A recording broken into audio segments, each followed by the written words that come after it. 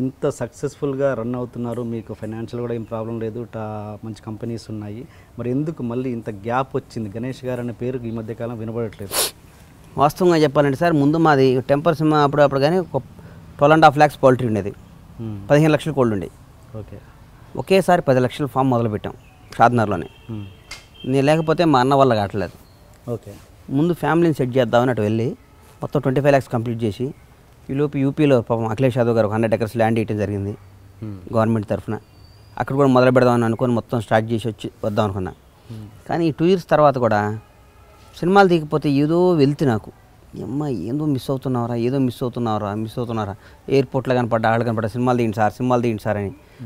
ఏ నిర్మాతకు ఉండదేమో నా అంత క్రేజ్ పాపం తీయండి అంటే అనిపించింది. మొన్న ఒక 3-4 days బ్యాక్ మా బాస్ దగ్గరికి వెళ్ళి బాబు సినిమాలు తీస్తాం మళ్ళీ అంటే తీరా అది ఇది అని చెప్పి అనుకున్నాం, మొదలుపెట్టాను. ఇక బాగా సినిమాలు తీస్తూనే ఉంటాయి. ఏమన్నా ట్వీట్ పెట్టారు, అది హల్చల్ అయిపోయింది. Boss is Ganesh Bandla is back with boss అని. ఏంటి మరి ఎప్పుడు చేస్తున్నారా ఏంటి? ఆయనతో సినిమా చేయవసరం లేదు సార్, ఆయన పక్కన ఉంటే చాలు. సూర్యుడు రేసు పెడితే చాలు అన్నట్టు ఆయనతో సూర్యుడి దగ్గరికి వెళ్ళటం ఎందుకు? ఆ రేసు పెడితే చాలుగా వెలుగు ఇంత అక్కడెక్కడో ఉన్న సూర్యుడు ఇట్లా వెలుగు పడుతుంటే మనకి కాలుతుంది. అట్లా అంటాడు సూర్యుడు లాంటితో ఆయన రేసు చాలు నాకు అని ఆలోచిస్తా.